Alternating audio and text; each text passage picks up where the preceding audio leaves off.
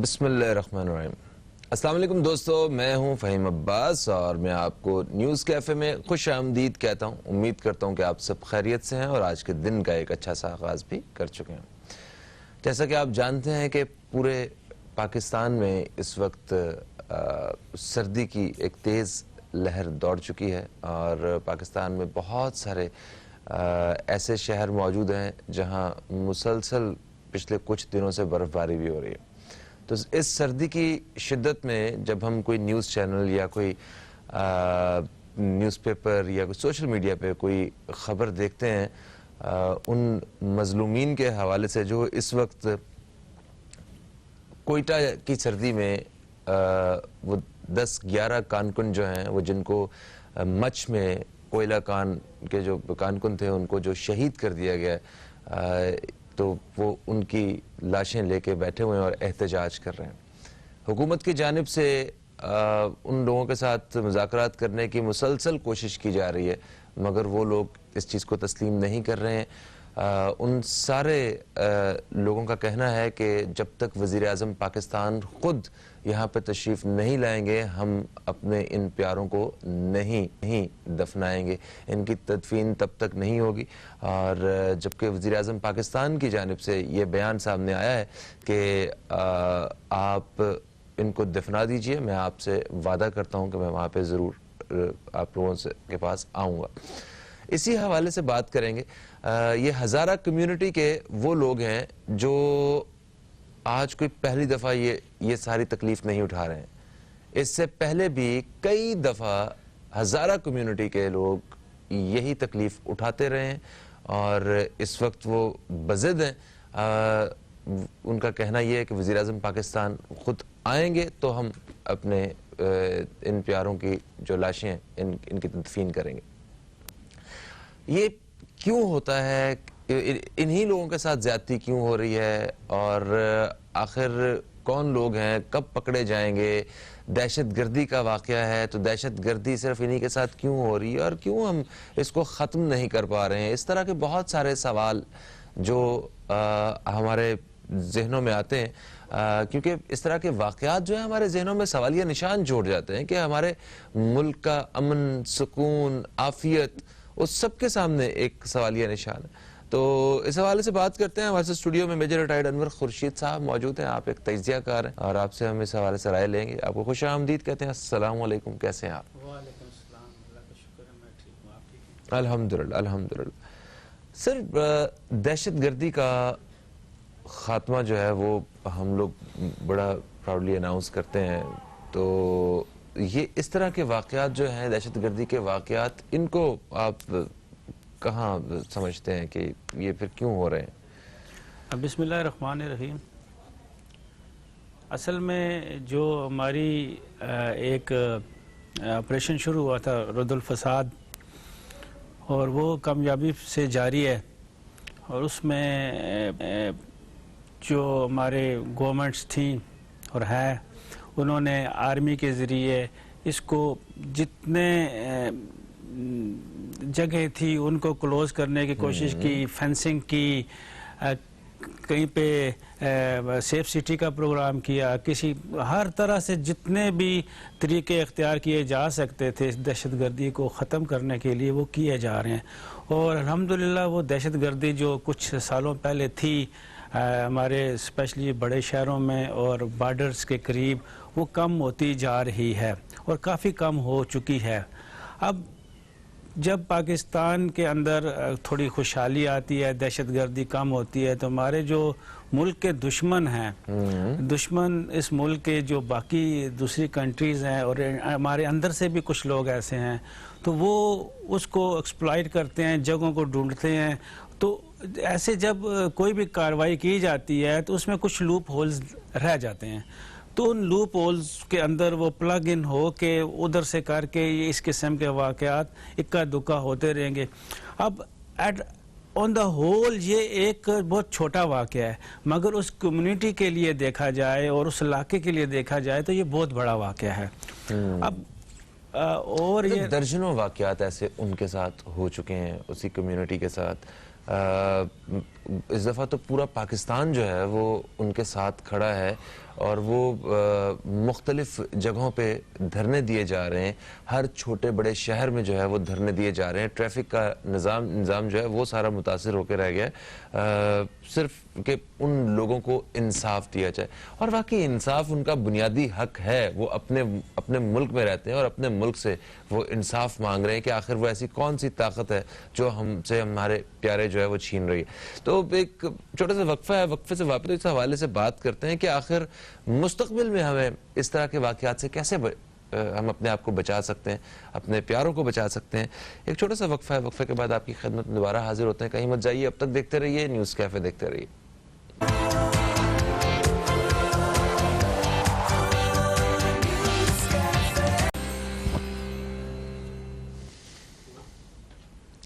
ایک وقفے کے بعد آپ کو پھر سے خوش آمدید کہتے ہیں نیوز کیفے میں. نیوز کیفے میں ہمارے ساتھ میجر ریٹائرڈ انور خورشید صاحب موجود ہیں جن سے ہم بات کر رہے ہیں سانحہ مچھ کے حوالے سے کہ حکومت کیا کرے گی.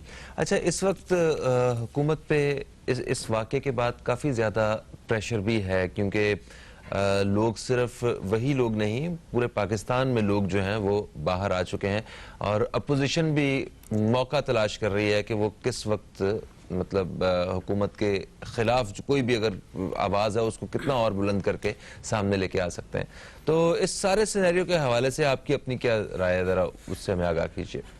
دیکھیں جی, یہ پہلے حکومت کی بات کرنے سے پہلے اور اپوزیشن کی بات کرنے سے پہلے میں ذرا تھوڑا سا میں 2-4 دن سے لوگوں سے مل رہا ہوں, تو لوگوں کو بڑا مس کنسیپٹ ہے ہزارہ کا کہ ہزارہ والے ہیں کون. ایکچولی ہزارہ دو علیحدہ چیزیں ہیں. ایک تو ایک ہزارہ ڈویژن ہے جو کہ کے پی کے اندر ہے, جو کہ اپنے ایک صوبے کی بھی ڈیمانڈ کر رہے ہیں. اس میں اندر جو لوگ رہتے ہیں ان کو کہتے ہیں ہزارے وال, اور وہ ہوتے ہیں ہندکو سپیکنگ, اور جس کے اندر ڈسٹرکٹ مانسیرا, ایبٹ آباد, کوستان, ہری پور اور یہ ڈسٹرکٹ آتے ہیں اس کے اندر. جی, یہ ہزارہ ڈویژن کے نام سے اکثر ہم دیکھتے ہیں. تو یہ ہزارہ ڈویژن ہے جو کہ کے پی کی کا ایک ڈویژن ہے, اور اس میں کچھ چند پشتو بولنے والے کم ہیں as compare to other Khyber Pakhtunkhwa میں جتنے باقی ضلع ہیں اس میں پشتو. یہ جو ہزارہ کمیونٹی ہے یہ تو ایک شکلوں سے بھی تھوڑا سا جیسے چائنیز لک آتا ہے, یہ بیسیکلی افغان لوگ ہیں. اچھا, یہ ہزارہ افغانستان کے لوگ ہیں جو کہ افغانستان میں تقریباً اس وقت 40 لاکھ سے زیادہ ہیں. اور یہ 3rd لارجسٹ کمیونٹی ہے, ایتھنک گروپ ہے افغانستان کے اندر. افغانستان سے یہ پوری دنیا میں پھیل گئے ہیں, جس میں پاکستان کے اندر تقریباً 90,000 سے زیادہ لاکھ کے, یہ جو ہزارہ برادری ہے یہ کوئی تقریباً 9 لاکھ سے زیادہ لوگ ہیں جو کہ پاکستان کے اندر ہیں, جس میں میکسیمم جو ہے نا یہ بلوچستان میں اور کوئٹہ میں ہیں یہ لوگ. ٹھیک ہے, تو ان کے اس ہزارہ اور اس ہزارہ میں تھوڑا سا فرق سمجھ جائے, اور اس میں میکسیمم جو ہے نا وہ شیعہ اہل تشیع ہیں اس کے اندر. ٹھیک ہے, اور یہ بڑے ایک ہوتے ہیں بے ضرر سے, اور یعنی کہ ایک بہت ہی پیاری کمیونٹی ہے. اور یہ سافٹ ٹارگٹ ہے, دشمن کے لیے ایک سافٹ ٹارگٹ ہے کہ جب ان کے اوپر دشمن اٹیک کرتا ہے تو کوشش اس کی یہ ہوتی ہے کہ ہمارے ملک کے اندر شیعہ سنی فساد ہو, فرقہ وارانہ چیزوں کو ہوا دینے کے لیے. مگر میں دیکھ رہا ہوں کہ پچھلے چند سالوں سے یہ چیز ختم ہو چکی ہے. انڈیویجولی کہیں ہوگی, ایٹ اے ہول. جتنا میں کل ایک جگہ پہ دھرنے میں پھنس گیا, میں بڑا ضروری کام سے جا رہا تھا, تو مجھے دکھ نہیں ہوا کہ میرا دل کر رہا تھا میں بھی ان کے ساتھ بیٹھ جاؤں. ہمیں بھی دکھ ہے, وہ ہمارے اپنے پاکستانی ہیں, ہمارے مسلمان ہیں, ہمارے ملک کے رہنے والے ہیں, تو ہمیں کیوں نہیں دکھ ہوگا. تو اس میں شیعہ سنی والی جگ بالکل ختم. ہاں, وہ ایلیمنٹ الگ تو اب بات یہ ہے کہ اپوزیشن کی اپنا حکومت کی بات کر رہے ہیں, تو حکومت میں ان کا جو ڈیمانڈ ہے, بیسیکلی ڈیمانڈ تو ان لوگوں کی فیملیز کی کیا ڈیمانڈ ہو سکتی ہیں اتنی بڑی کہ وزیر اعظم آئے. اصل میں ان کے پیچھے کچھ موٹو ہوتے ہیں, جیسے MWM ہے, مجلس وحدت مسلمین, ان کے لوگ ہوں گے، وہ ان کی ڈیمانڈ ہوگی وزیر اعظم آئے گا. وزیر اعظم ایسے ایک دم چلے جاتے ہیں تو ان کے پاس کہنے کو کچھ نہیں ہوتا.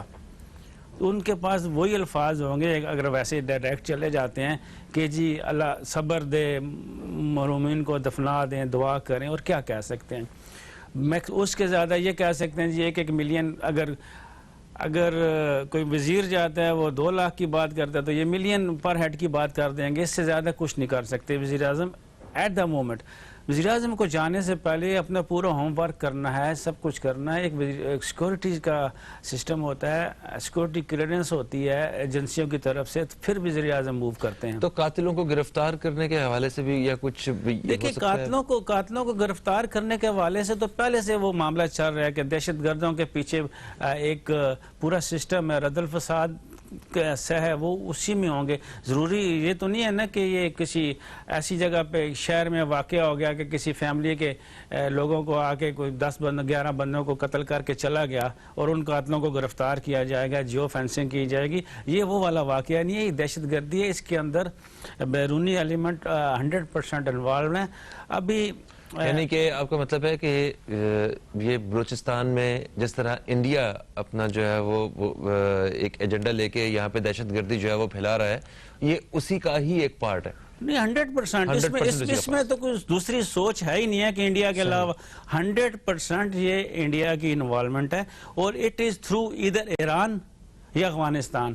ایران سے بھی ہو سکتی ہے اور افغانستان سے بھی ہو سکتی ہے. افغانستان نے کہا ہے کہ ان میں سے 7 لوگ ہمارے ہیں. جی بالکل. اور وہ جو ہے ہم آپ کا ساتھ دیں گے ان دہشت گردوں کو پکڑنے کے. اب جب اس کے اندر یہ ہزارہ جو افغانی ہزارہ بھی اس کے اندر تھے، اب اس کو تو یہ بھی پہلے آئیڈینٹیفائی کرنا ہے نا کہ وہ ادھر کیسے تھے، کیوں تھے، کہ وہ کس پاسپورٹ پہ تھے، یا وہ ویسے یہاں پہ آ کے ہجرت کر کے آئی ہوئے تو یہاں پہ رہ رہے ہیں. مہاجرین تھے. جب یہ ساری چیز جب سامنے آئے گی پھر پتہ چلے گا. تو یہ یہاں پہ اگر کام کر رہے تھے، انہی میں سے باقی کوئی اور ان کے ساتھ مل کے اسی نے یہ انفارمیشن دے کہ اندر سے ہو سکتا ہے ادھر ہی موجود ہوں، وہ قاتل بھی وہیں موجود ہوں، سارا کچھ ہو. یہ ساری چیزیں کرنے کے بعد جب یہ ساری چیزیں انٹیلیجنس ایجنسیز کو مل جائیں گی، وہ وزیر اعظم کو اس پہ بریف کریں گے. یعنی کہ کام ہو رہا ہے. کام نہیں، کام تو دیکھیں نا، جیسے یہ واقعہ ہوا، اس کی اطلاع ملی، اسی وقت سے انٹیلیجنس ایجنسیوں نے، سب نے، آرمی کی ہوں یا سول کی ہوں، منسٹری آف ڈیفینس، وزیر اعظم، ہر بندہ اپنے اپنے کام پہ لگ چکا ہوگا تب سے ہی. اور ابھی تک انہوں نے اتنی انٹیلیجنس اکٹھی کر لی ہوں گی کہ وہ اپنی جگہ پہ پہنچ چکے ہوں گے. اچھا، ماضی میں بھی تو ایسے واقعات ہوتے رہے ہیں، تو آج تک کیا ان کے قاتل وغیرہ یا وہ دہشت گرد جو ہیں یا سہولت کار کبھی کوئی سامنے آئے؟ ذرا ایک وقفہ آ گیا سر جی، معافی چاہتا ہوں. ایک وقفے کے بعد ہم دوبارہ آپ کی خدمت میں آتے ہیں اور اسی حوالے سے بات چیت کا سلسلہ جاری رکھیں گے. جناب میجر ریٹائرڈ انور خورشید صاحب سے کہیں مت جائیے، اب تک دیکھتے رہیے نیوز کیفے، دیکھتے رہیے.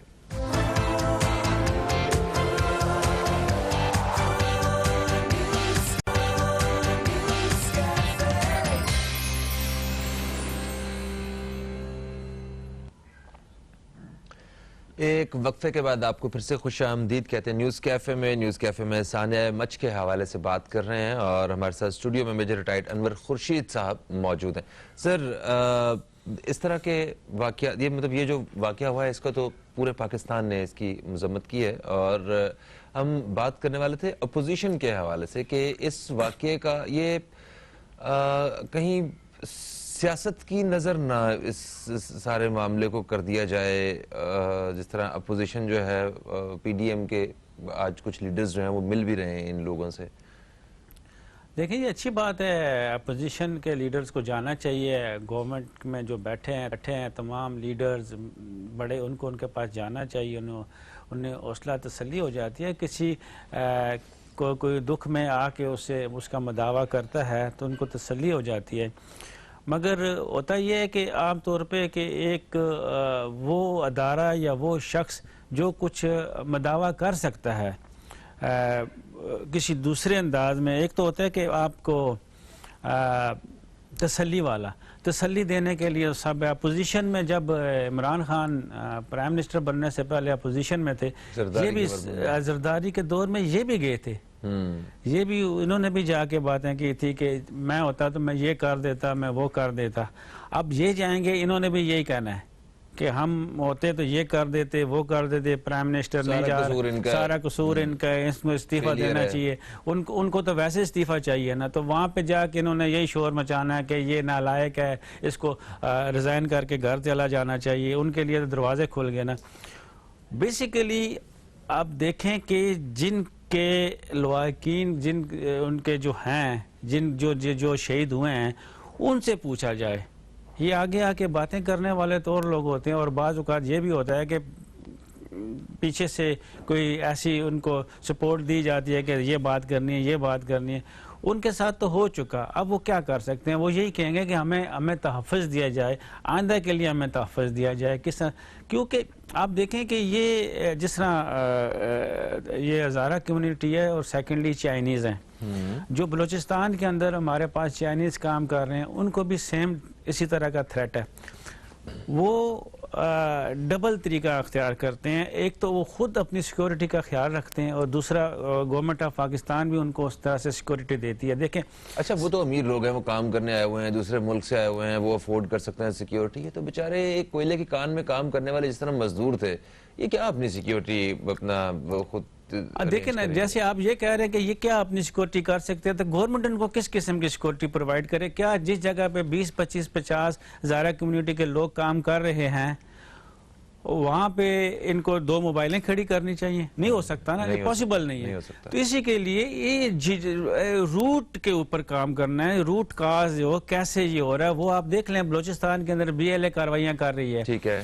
اور BLA کو کون سپورٹ کرتا ہے؟ BLA کو انڈیا سپورٹ کرتا ہے. اور کس طرف سے کرتا ہے؟ تھرو ایران کرتا ہے، تھرو افغانستان کرتا ہے. میں گورنمنٹس کی بات نہیں کر رہا، صحیح ہے، ایرانی گورنمنٹ کی بات نہیں کر رہا، افغانی گورنمنٹ کی بات نہیں کر رہا. میں صرف کنٹریز کی بات کریں کہ تھرو کس طرف سے وہ ہوتا ہے. راستہ وہ بنتا ہے جس طرح انلیگل کرتے ہوں گے، جیسا بھی کرتے ہوں گے. اسی انلیگل راستے کو پاکستان گورنمنٹ آف پاکستان نے پورے بارڈر کو جو کہ ہمارے ویسٹ پہ لگتا ہے اس کو سیل کرنے کی کام جاری ہے. باڑ لگائی جا رہی ہے وہاں پہ، باڑ لگائی جا رہی ہے. اسی باڑ کو ہم لے کے آتے ہیں ایک سٹی کے اوپر، گوادر کے اوپر. گوادر کو بھی اسی طرح سیف سٹی بنانے کے لیے جو CCTV کیمراز اور سارا اس کا کام چل رہا ہے، اس میں ایک باڑ بھی ہے کہ پورے گوادر کو باڑ کے ذریعے کیا جائے. اب اس باڑ کو وہاں کے لوکل کہتے ہیں جی کیوں لگا رہے ہیں؟ اب لوکل خود تو جس سے پرسنلی جا کے پوچھو کہتا ہے جی ٹھیک ہے وہ بڑے ہمارے، کہتے ہیں بڑوں کی بات جب کی جاتی ہے، بڑے کون ہیں؟ بڑے وہی ہیں جو کہ بلوچستان میں کھڑے ہو کے کہتے ہیں کہ ہمیں آزاد بلوچستان چاہیے. کراچی میں کھڑے ہو کے کہتے ہیں کہ جی ہمیں اردو سپیکنگ والے جو ہیں یہ غلط لوگ ہیں. پنجاب میں کھڑے ہو کے کہتے ہیں لاہور کے اندر کے لاہوریوں نے دھوکہ کیا ہے. اور بنو میں کھڑے ہو کے کل کہتے ہیں کہ جی یہ افغانستان ہے، پاکستان نہیں ہے، افغانستان زندہ باد ہو، یہ وہاں تک افغانستان ہے.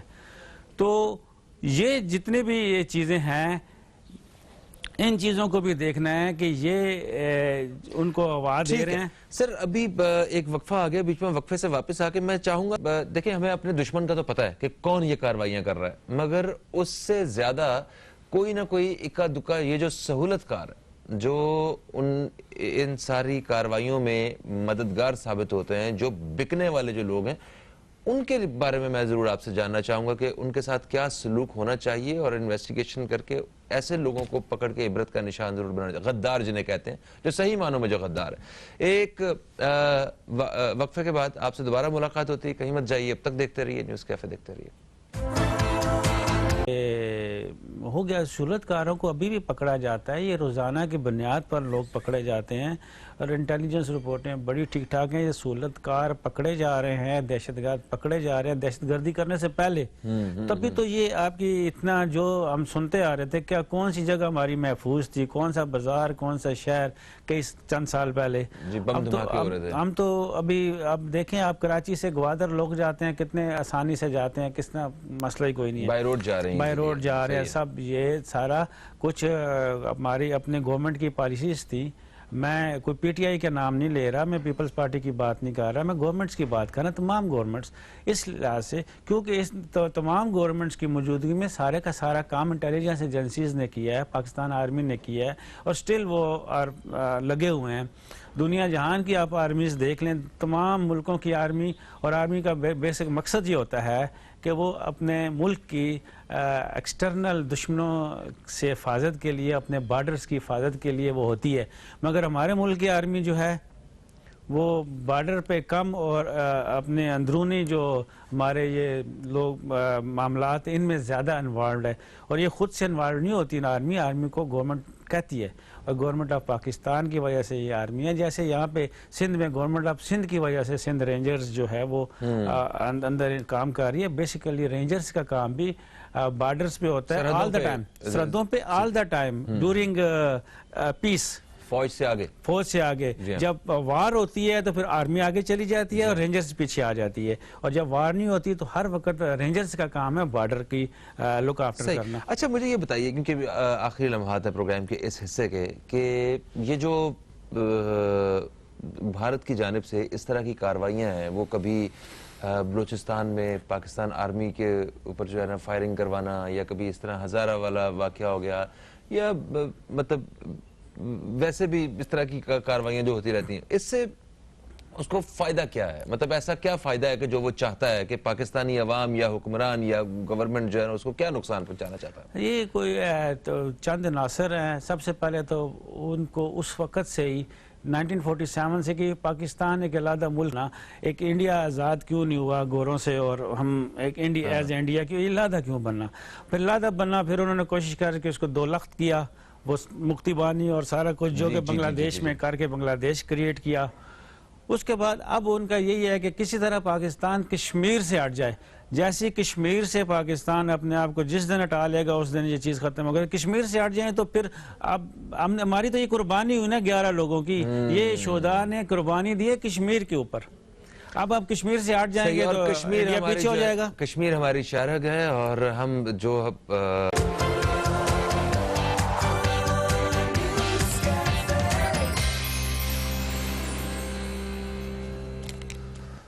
ایک وقفے کے بعد آپ کو پھر سے خوش آمدید کہتا ہوں میں نیوز کیفے میں. اور نیوز کیفے دیکھنے والے ناظرین یہ جانتے ہیں کہ نیوز کیفے میں جمعرات اور جمعے کے روز پروگرام کے دوسرے حصے میں ہمارے ساتھ موجود ہوتے ہیں جناب حضرت مولانا بشیر فاروق قادری صاحب، جو کہ سیلانی ویلفیئر انٹرنیشنل ٹرسٹ کے چیئرمین ہیں، اور پاکستان میں ایک اسلامک اسکالر کی حیثیت سے بھی ایک خاص مقام رکھتے ہیں.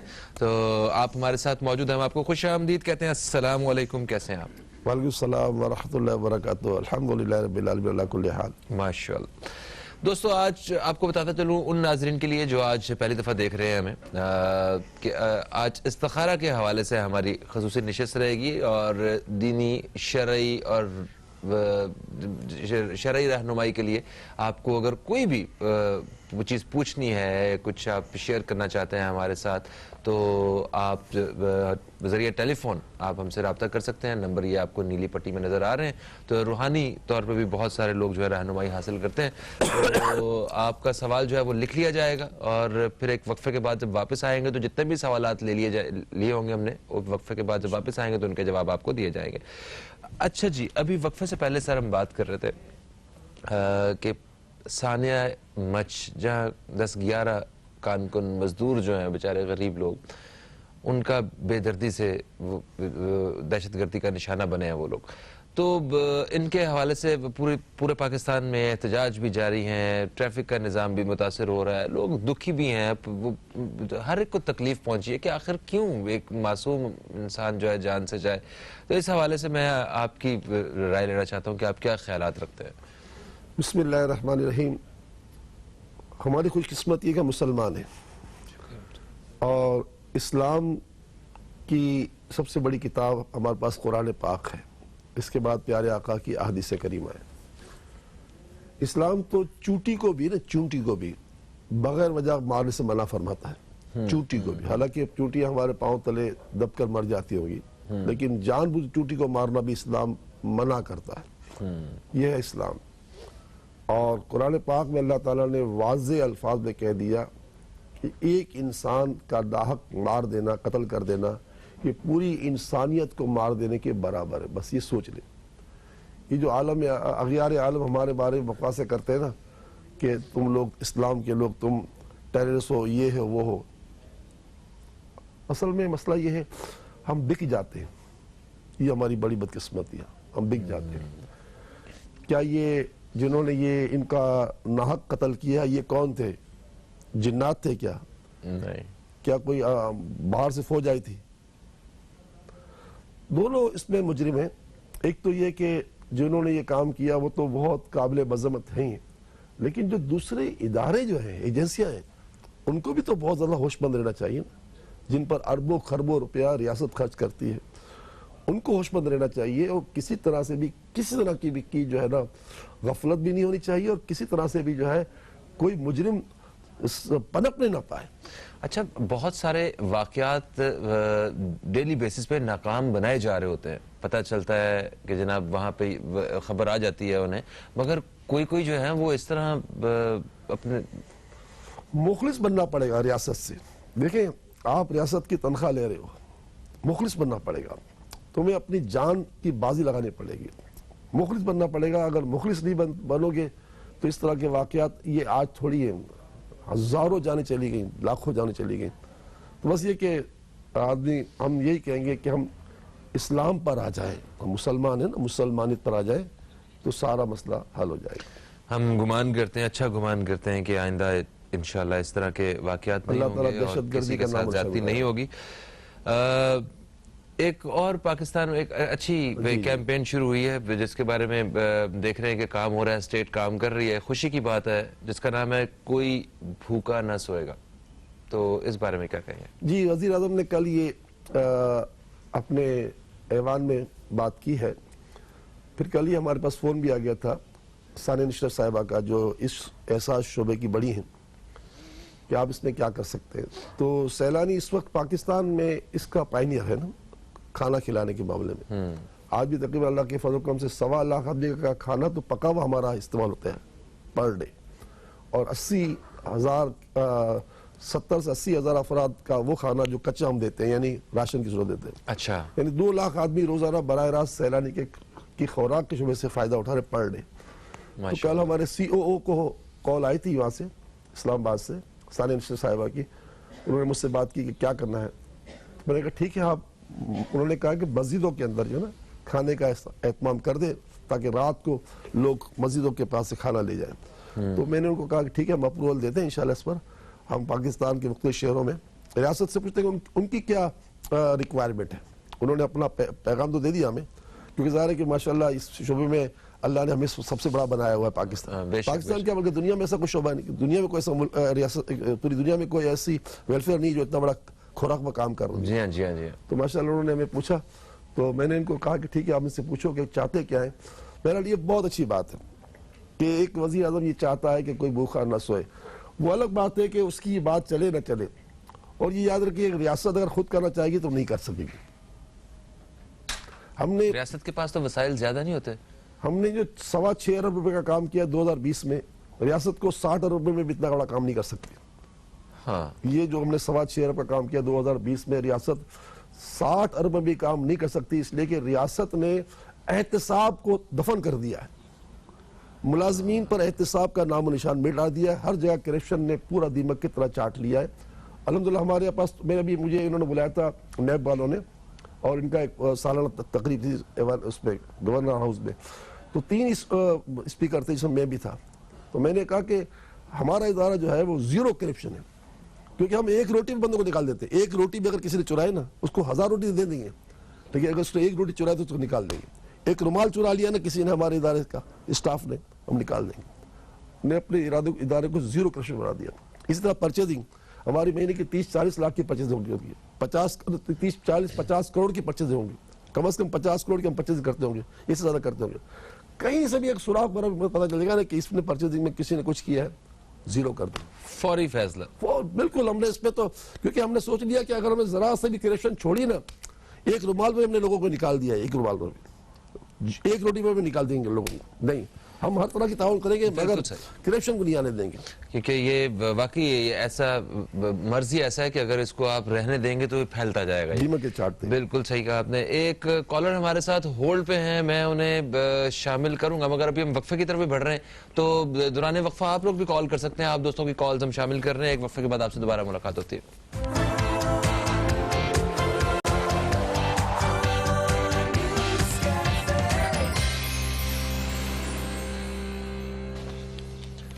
ایک وقفے کے بعد آپ کو پھر سے خوش آمدید کہتا ہوں نیوز کیفے میں ہمارے ساتھ موجود ہیں جناب حضرت مولانا بشیر فاروق قادری صاحب، جن سے ہم روحانی اور شرعی رہنمائی اور استخارہ کے حوالے سے بات کر رہے ہیں۔ دوران وقفہ ہم نے آپ کی کالز اور آپ کے سوالات جو ہیں وہ نوٹ کیے ہیں، جن کو ابھی ہم پروگرام میں شامل کریں گے۔ اچھا جی، شکیلہ صاحبہ نے ہمیں لاہور سے کال کیا، انہوں نے کہا کہ ان کے بیٹے ہیں جن کا نام ہے عبد الرحمان، ان کا کاروبار جو ہے وہ کچھ ٹھیک نہیں چل رہا ہے، ریئل اسٹیٹ کا کام کرتے ہیں، وہ بال بچے دار ہیں، کرائے کا گھر ہے اور پچھلے کئی مہینوں سے کام جو ہے وہ ٹھیک نہیں ہے۔ استخارہ کر کے بتائیے کیا معاملات ہیں اور انہیں کس طرح رہنمائی کریں گے؟ جی، وجہ تو کچھ بھی نہیں ہے، استخارے کا جواب تو آپ نے کہا لاک ڈاؤن کے بعد سے یہ تباہی پھیلی ہوئی ہے کہ کاروبار جو ہے ان کا ریئل اسٹیٹ کا تباہ ہو رہا ہے، اور یہ کاروبار ہی نہیں بلکہ ہر طرح سے تباہی بربادی پھیلی ہوئی ہے۔ اللہ تعالی ہمارے حال پر رحم فرمائے۔ جمادی الاول کا جو وظیفہ ہے وہ بہت ہی مؤثر ترین ہے رزق کے لیے۔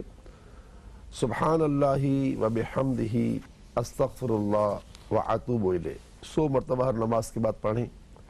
حدیث پاک میں آتا ہے، روایت میں آتا ہے کہ جو شخص دن بھر میں 500 مرتبہ درود پاک پڑھتا ہے، اللہ تعالیٰ اسے اللہ تعالیٰ غیب سے روزی عطا فرماتا ہے۔ چنانچہ اس میں دوسرا وظیفہ اس میں یہ ہے پورے مہینے کا کہ 5 تسبیح روزانہ صلی اللہ علیہ وآلہ وسلم صلی اللہ علیہ وآلہ وسلم یہ پڑھیں، اور 3 روزے بھی رکھ لیں۔ تو اسکرین پہ بھی مجھے امید ہے کہ ہماری ٹیم آپ کو دکھا رہی ہوگی، تو یہ سلائیڈ بھی دیکھ رہے ہوں گے۔ تو بہرحال کہ یہ عمل شروع کریں، انشاءاللہ غیبی مدد ہوگی، کوئی پریشانی کی بات نہیں۔ بالکل صحیح۔ وظیفہ جو ہے وہ ابھی ہم دکھا نہیں پائے اسکرین پہ، مگر وہ آپ پروگرام دیکھتے رہیے، ابھی ساتھ جو ہے وہ شیئر کرتے ہیں۔ یہ ابھی آ گیا ہے، جمادی الاول کا وظیفہ ہے جو ہم نے کئی دفعہ پروگرام میں شیئر کیا تھا، اور ابھی آپ نے یہی بتایا اس کے بارے میں بھی۔ خالدہ صاحبہ نے کوئٹہ سے ہمیں کال کیا، انہوں نے کہا، آپ کلام پیش کر رہی تھیں وہ، اور انہوں نے کہا کہ ان کی طبیعت ٹھیک نہیں رہتی ہے جب سے شادی ہوئی ہے، تقریباً 15 سال ہو گئے ان کی شادی کو۔ اور پھر دوسرا سوال انہوں نے یہ کہا کہ کیا ان کے لیے اسلام آباد چلے جانا، وہاں موو ہو جانا وہ مناسب ہے؟ تو استخارہ کا جواب تو یہی ہے کہ بیٹا کہ آپ کا اسلام آباد جانا بہتر ہے۔ اچھا، بہتر ہے، ٹھیک ہے۔ اور دوسرا یہ کہ آپ 15 برس سے شادی ہو کے بعد آپ اب تک جو ہے اپنے اندر جو ہے نا وہ امراض دیکھ رہی ہیں، بیماری دیکھ رہی ہیں، تو اللہ خیر کرے۔ یا نافع اے نفع دینے والی ذات، یا نافع 313 مرتبہ ہر نماز کے وقت پڑھ کر 2-3 گھٹ پانی پر دم کر کے پانی پی لیا کریں، انشاءاللہ تعالیٰ بہت اچھی ہو جائیں گی انشاءاللہ۔ نیکسٹ کویسچن ایڈ کرنے سے پہلے ایک کالر ہمارے ساتھ ہے، شامل کرنا چاہتا ہوں میں۔ السلام علیکم جی، کون ہے ہمارے ساتھ؟ ہیلو، السلام علیکم۔ وعلیکم السلام، کون ہے ہمارے ساتھ؟ میں رفت یاسمین بول رہی ہوں۔ یاسمین صاحبہ، کہاں سے کال کیا آپ نے؟ تلگنگ سے۔ تلگنگ سے، ٹھیک ہے۔ اور سوال کیا آپ کا یاسمین صاحبہ؟ میں نے مولانا صاحب سے اپنا استخارہ کروانا تھا، مطلب میرے کپڑے کافی سارے پھٹ گئے ہیں، سارے نئے کپڑے ہوتے ہیں کٹ جاتے ہیں، اور میرے سر میں بہت درد ہوتا ہے۔ ان کا نام ہے یاسمین، نام ہے نا آپ کا پورا؟ رفت یاسمین۔ رفت یاسمین، رفت یاسمین، چلو بتاتے ہیں۔ جی ٹھیک ہے، آپ پروگرام دیکھیے، ہم انشاءاللہ ذکر کرتے ہیں۔ ایک منٹ بھائی، ایک منٹ۔ جی جی جی جی جی بتائیے۔ ہیلو، سوری کال ڈراپ ہو گئی۔ اچھا جی، ہمیں جو ایک سوال آیا تھا کرتلین صاحبہ کا اسلام آباد سے، انہوں نے کہا تھا کہ ان کی پچھلے سال شادی ہوئی تھی 2020 میں، اور شادی کے فوراً بعد جو ہے گھریلو مسائل اور لڑائی جھگڑے یہ شروع ہو گئے تھے، پھر یہ اپنی امی کی طرف آ گئی تھی، انہوں نے کوئی رابطہ وغیرہ نہیں کیا۔ تو آپ استخارہ کر کے بتائیں کہ کوئی جادو ہے یا کوئی عملیات ہیں یا کیا ہے، اور کچھ ایسا وظیفہ بتائیں مجھے، کچھ ایسی کہ جس سے ان کے دل نرم ہو جائیں اور میں واپس اپنے گھر چلی جاؤں، یہ اس بچی کا کہنا ہے۔ قرۃ العین بہن، ایسی کوئی بات تو نہیں ہے کوئی، لیکن ویسے قرآن پاک میں اللہ تعالیٰ نے سورہ بقرہ میں یہ واضح فرمایا ہے کہ سلیمان علیہ السلام کے زمانے کے لوگ میاں بیوی کو جادو کے ذریعے جدا کرتے تھے۔ اچھا، ہاں، یہ قرآن کی سورہ بقرہ میں اللہ نے واضح فرمایا کہ جادو کے ذریعے۔ آپ کے ساتھ ایسا مسئلہ نہیں ہے، مگر یہ بہت اچھی بات ہے کہ آپ نے خود ہی کہا کہ میں چاہتی ہوں کہ میں وہاں جانا چاہتی ہوں اور ان کا دل نرم ہو جائے۔ تو یا رؤوف ہو، یا رؤوف ہو، یا رؤوف ہو، یہ آپ کو 200 مرتبہ ہر نماز کا پڑھنا ہوگا۔ رؤوف کے معنی مہربانی کرنے والی ذات، اللہ تعالیٰ ان کے دل میں ایسی مہربانی ڈال دے گا کہ وہ اللہ کی رحمت سے نرم ہو جائیں گے، اور آپ کی رغبت جانے کی تو بہت اچھی بات ہے نا, تو انشاءاللہ راستہ بن جائے گا اللہ کی رحمت سے. انشاءاللہ اور انشاءاللہ. ہمارا ماہانہ وظیفہ بھی پڑھیں جو جماعتی الاول والا. جی جی. ٹھیک. اچھا جی, ایک اور کالر ہمارے ساتھ ہیں, شامل کرتے ہیں ہم. السلام علیکم جی, کون ہے ہمارے ساتھ؟ ہیلو. ہیلو, السلام علیکم فہیم بھائی. وعلیکم السلام, کون ہے ہمارے ساتھ؟ سے بات کر حضرت آپ کو بھی سلام بولتی. صبا صاحبہ کراچی سے. ٹھیک ہے, آپ کو سلام کہہ رہی ہیں. وعلیکم السلام. جی صبا جی, کیا آپ کہنا چاہتی ہیں آپ؟ بہت میرا استخارہ ہے. آپ کو پتا آپ کی آواز کٹ رہی ہے. آپ میرا اچھا استخارہ کروانا ہے آپ کو. کوئی سوال کیا آپ کا؟ بیمار بہت رہتی ہوں. بیمار رہتی ہیں؟ اچھا بیمار رہتی ہیں آپ. ٹھیک ہے, جی بہت شکریہ. آپ کروا دیں. ہم استخارہ کروا دیتے ہیں آپ کو. بہت شکریہ. اچھا ایک اور چیز میں آپ سے پوچھنا چاہتا ہوں کہ ٹھیک ہے, ان کالرز کا سوال ہم شامل کریں گے وقفے سے آگے. یہ جو ایک خود سے ایک خیال ہوتا ہے, آنا شروع ہو جاتا ہے کہ مجھ پہ کسی نے جادو کیا ہوا ہے یا مجھے عملیات ہوئے ہوئے ہیں, اس کے بارے میں آپ کیا کہیں گے؟ یہ ایک وہم ہے جو ہوتا ہے. دیکھیں یہ وہم تو ایسا وہم ہے کہ اس کا نقصان ہے, مگر بدگمانی یہ بہت بڑا گناہ کبیرہ ہے. اچھا ہوتا یہ ہے کہ فوراً یعنی خیال آتا ہے کہ بہو آ گئی ہے, یہ مجھ پہ کروا رہی ہے. بیٹا ذرا بیوی سے ذرا سی محبت بڑھا دیتا ہے تو ماں کہتی ہے یہ کچھ پڑھا کروا کے آ رہی ہے. یہ بدگمانیاں حرام ہیں. تو یہ اس معاشرے میں دیمک کی طرح گھسی ہوئی ہیں ہمارے. ہر شخص بدقسمتی سے اس چکر میں پڑ جاتا ہے کہ یار وہ جو ہے نا مجھ پہ کسی نے کروا دیا. پھر وہ باقاعدہ گمان کرتا ہے کہ میرے خاندان میں کون ہے. اچھا پھر وہ عاملین کے پاس جاتے ہیں تو کہتے ہیں ہاں تم, کیونکہ عاملین کی زبان میں تو عام طور پر یہی جملہ ہوتا ہے کہ تم پر کسی نے کروا دیا. جی ہاں. تو پھر وہ کہتے ہیں وہ کون ہے؟ جو عورت ہے. اچھا وہ ٹھیک نکت کی ہے, اس کا نام جیم سے شروع ہوتا ہے, اس کا رنگ کالا ہے, وہ اس طرح کی مطلب یہ نہیں کیسے. پھر بندہ پورے خاندان میں دیکھتا ہے کہ ٹھیک نکت, اتنی بدگمانی اور یہ حرام در حرام حرام ہو رہا ہوتا ہے. بس اللہ ہماری اصلاح فرمائے. بہت زیادہ ہم برے حال سے دوچار ہیں. اللہ تعالیٰ مدد فرمائے, آمین. ایک وقفہ آ گیا جناب, وقفے سے واپس آتے ہیں تو یہ جو ہمارے دو کالرز ہیں ان کے سوالوں کے جواب دیں گے, اور دوران وقفہ بھی ہم آپ دوستوں کے سوالات جو ہیں شامل کر رہے ہیں. کہیں مت جائیے, اب تک دیکھتے رہیے نیوز کیفے, دیکھتے رہیے.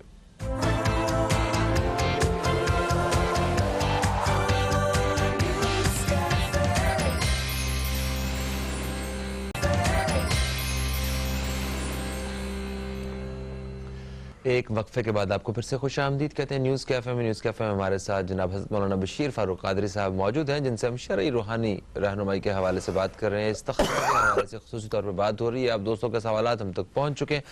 دوران وقفہ ہم نے جو سوالات شامل کیے ان میں جس طرح ایک رفت یاسمین صاحبہ کا ایک سوال آیا تھا. ان کی کال آئی تھی تلا گنج سے. انہوں نے کہا کہ ان کے جو کپڑے ہیں, نئے کپڑے, وہ پھٹ جاتے ہیں. تو بتائیے کہ کیا معاملہ کیا ہے؟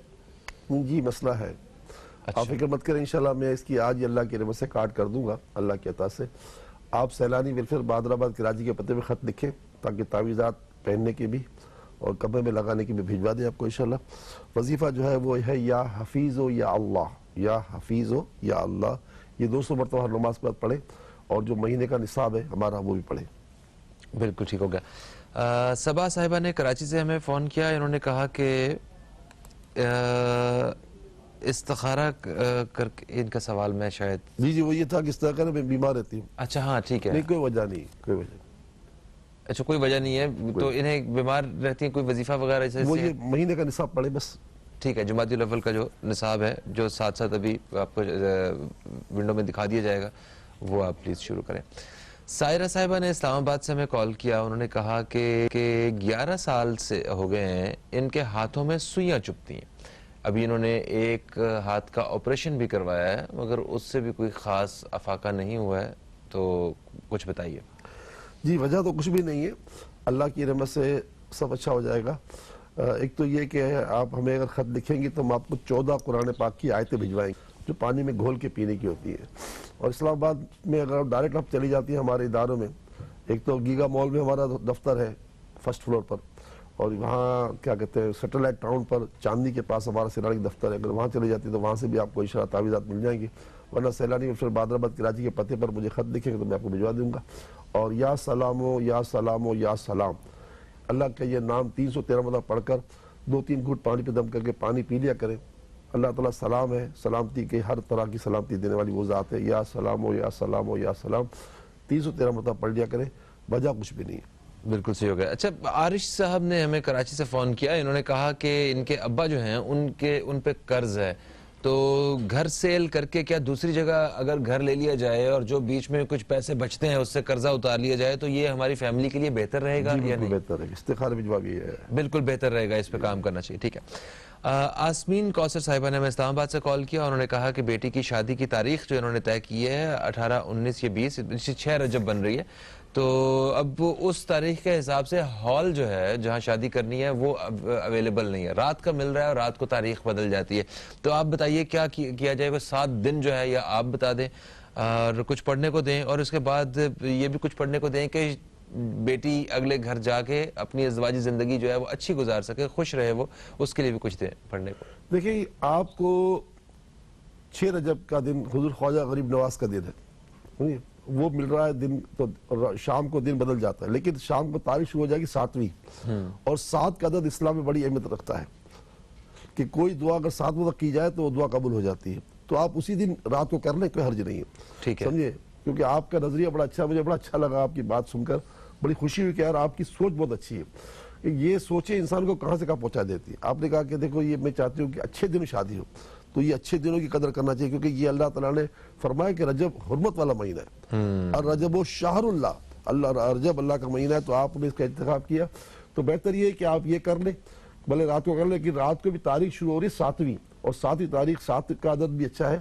تو میری دعا ہے کہ اللہ کامیاب کرے. اور دوسری بات آپ نے کہی کہ وہ ہمیشہ خوش رہے، تو بس وہ وظیفہ جب دیتے ہیں اسم اعظم یا اللہ یا رحمان یا رحیم، چلتے پھرتے اٹھتے بیٹھتے، وضو ہو نہ ہو، نماز میں گھر میں باہر، بس پڑھتے رہے یا اللہ یا رحمان یا رحیم. اس کی برکت سے جہاں لاکھوں کروڑوں نیکیاں ملے گی، وہاں انشاءاللہ تعالی آپ کا ہر کام اچھا ہو جائے گا. بہت بہت شکریہ. اور وہ دوست جن کے سوالات آج ہم پروگرام میں شامل نہیں کر سکے وہ کل بھی ہمیں کال کر سکیں گے. کل 10 سے 11 پھر حضرت ہمارے ساتھ موجود ہیں. ہم دعا کے ساتھ جو ہے اپنے پروگرام کو اختتام کریں گے. اجازت چاہیں گے آپ سے، انشاءاللہ آپ دوستوں سے کل پھر ملاقات ہوتی ہے. کل تک کے لیے خدا حافظ. پاکستان زندہ باد. بسم اللہ الرحمن الرحیم. الحمدللہ رب العالمین والصلاة والسلام علی سید الانبیاء والمرسلین. جزا اللہ عنا سیدنا مولانا محمد صلی اللہ تعالی علیہ وآلہ وسلم ما هو اہلہ. یا ارحم الراحمین یا ارحم الراحمین یا ارحم الراحمین. بطفیل رحمت للعالمین، بطفیل امت رحمت للعالمین صلی اللہ تعالی علیہ وآلہ وسلم. انبیاء، صدیقین، شہداء، صالحین، اسماء اسم اعظم، ہماری ہمارے ماں باپ کی پوری امت کی بخشش و مغفرت فرما. یا اللہ کرونا، کینسر اور بڑے بڑے مرضوں میں جو لوگ مبتلا ہیں ان سب کو بھی اور ہم سب کو بھی اور آقا کی پوری امت کو ہر طرح کی بیماریوں سے چھٹکارا عطا فرما. جن کے ڈائلسس ہو رہے ہیں ان کی ڈائلسس سے جان چھڑوا دے. اپنے خزانوں سے ہمارے آقا کی پوری امت کو روزی عطا فرما. لاک ڈاؤن کی وجہ سے بہت سارے کاروبار تباہ ہو چکے ہیں، یا اللہ ہمیں پھر سے آبادی عطا فرما. کرونا کا بھی خاتمہ ہو جائے، لاک ڈاؤن ختمہ ہو جائے. یا اللہ یا رحمان یا رحیم، جو قرض دار ہو گئے ہیں ان کے سر سے قرض کا بوجھ اتار دے. اور جن کی یہاں اولاد نہیں ہے ان کو خیر سے اولاد بھی عطا فرما. اور جن کے رشتے نہیں ہوئے ان کے خیر سے رشتے بھی ہو جائیں. جہاں اختلافات کی آگ لگی ہوئی ہے، میاں بیوی الگ الگ ہو گئے ہیں، بچیاں سسرال کی بجائے میکے میں آ کے بیٹھ گئی ہیں، یا اللہ یہ چیزیں بھی ختم ہو جائیں، آپس میں محبت ہو جائے اور ہر معاملات ہمارے اچھے ہو جائیں. پروردگار عالم جس مسلمان کی جو پریشانی ہے، ہر پریشان حال مسلمان کی پریشانی دور فرما. ہم سب کو برے دن، بری گھڑی، برے وقت، برے دوست اور برے ہمسایوں سے محفوظ فرما. فقر سے، ذلت سے، قلت سے بچا.